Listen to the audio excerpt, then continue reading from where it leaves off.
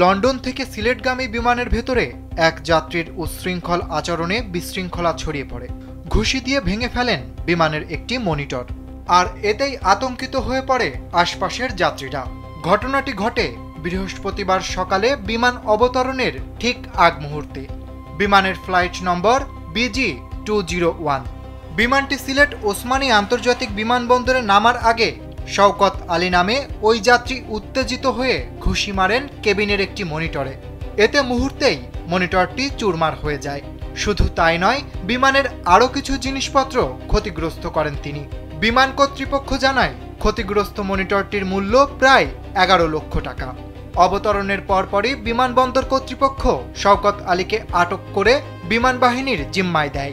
বিমানবন্দরের নির্বাহী ম্যাজিস্ট্রেট এমদাদুল হক মিলন ঘটনাস্থলে গিয়ে ওই যাত্রীকে জিজ্ঞাসাবাদ করেন। বিমানবন্দর কর্তৃপক্ষ সূত্র বলছে, ক্ষতিপূরণ দিয়ে বিষয়টি নিষ্পত্তি করা গেলে মুক্তির সুযোগ দেওয়া যেতে পারে। তবে তিনি রাজি না হলে আইনানুগ ব্যবস্থা নেওয়া ছাড়া আর কোনো বিকল্প থাকবে না।